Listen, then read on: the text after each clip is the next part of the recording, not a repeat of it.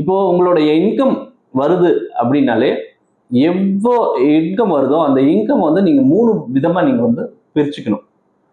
முதல் போர்ஷன், அதாவது முதல் 1/3 அதை வந்து நீட்ஸ் அப்படின்னு சொல்லுவோம். அதாவது நம்மளுடைய எப்பயுமே இருக்கக்கூடிய தேவைகள்.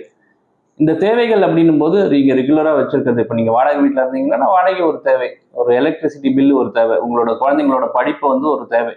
இதெல்லாம் எதுவுமே நிறுத்த முடியாது. ப்ரொவிஷன்ஸ் ஒரு தேவை, உங்களுடைய அத்தியாவசிய செலவுகள் ஒரு தேவை.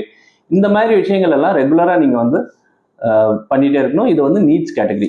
எவ்வளவு இருக்கலாம் அப்படின்னா ஒரு 33%. அதாவது நீங்க வந்து ஒரு 1,00,000 ரூபா சம்பாதிக்கிறீங்க அப்படின்னா 33,000 ரூபா, ஒரு 50,000 ரூபா சம்பாதிக்கிறீங்கன்னா அதுல இருந்து 33%, ஒரு 10,000 ரூபா சம்பாதிக்கிறீங்கன்னா 3,300 ரூபா. இந்த மாதிரி நீங்க அதுக்குள்ள இருக்க பழகிக்கணும். அது வந்து ரொம்ப இம்பார்ட்டன்ட். ரெண்டாவது விஷயம் அப்படின்னும் போது நம்மளுடைய வாண்ட்ஸ். அதாவது வாண்ட்ஸுக்கும் நீடுக்கும் வந்து அந்த இடைவெளி வந்து ரொம்ப ரொம்ப குறைவு. வாண்ட்ஸும் நீடும் பார்த்தோன்னா சில டைம்ல வந்து ஒரே மாதிரி தான் தெரியும். ஆனா வாண்ட்ஸ் அப்படின்னும் போது நம்மளுடைய விருப்பங்கள், நம்ம என்னென்னலாம் பண்ண நினைக்கிறோம் அப்படின்றது. எது விருப்பங்கள் அப்படின்னு கேட்டோம்னா, இப்போ ரெகுலரா பார்த்தோம்னா நம்ம மூவி போற ஒரு ஹேபிட் இருக்கு.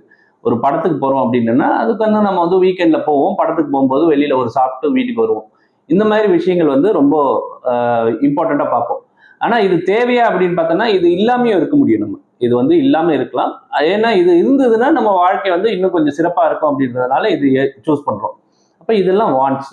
இப்போ டிராவல் பண்றோம், ஒரு ஒரு 3 மாசத்துக்கு ஒரு தடவையோ இல்லை வருஷத்துக்கு ஒரு தடவையோ நம்ம பிடிச்ச ஒரு இடத்துக்கு போய் பார்த்துட்டு வரோம், சுத்தி பார்த்துட்டு வரோம், சுற்றுலா பார்த்துட்டு வரோம். இந்த மாதிரி விஷயங்கள் எல்லாம் நம்மளுடைய வாண்ட்ஸ்ல வச்சுக்கணும். அதே மாதிரி நம்ம விஷயங்கள் வந்து ஏதாவது ஒரு ஜென்ரலா ஒரு ஸ்பெசிஃபிக்கா பண்ணக்கூடிய விஷயங்கள். இப்போ நம்ம வந்து நமக்கு அத்தியாவசிய தேவைகள் ஒரு ஒரு ஒரு 7-8 ஷர்ட் இருந்ததுன்னா போறோம் அப்படின்னு ஒரு வீட்டில் வச்சிருந்தாங்கன்னா ஒரு 20 ஷர்ட் வேணும் அப்படின்னு நினைக்கிறவங்க வந்து டெஃபினட்டா அது வாண்டா தான் இருக்கும். ஸோ அதாவது தேவைகளுக்கு மேலே இருக்கக்கூடிய செலவுகள் வந்து வாண்ட்ஸு, நம்மளுடைய விருப்பங்கள் வாண்ட்ஸு. ஸோ இதுக்கு ஒரு 1/3 நிச்சயமா வந்து நம்ம அலோகேட் பண்ணி வச்சுக்கணும். மீதி இருக்கக்கூடிய 1/3 வந்து நம்ம வந்து ஃபியூச்சர், நம்மளுடைய எதிர்கால தேவைகளுக்கு வச்சுக்கணும். என்ன சார் 1/3 எப்படி சேர்த்து வச்சுக்க முடியும் அப்படின்றது ரொம்ப ரொம்ப நிறைய பேர் கேட்பாங்க.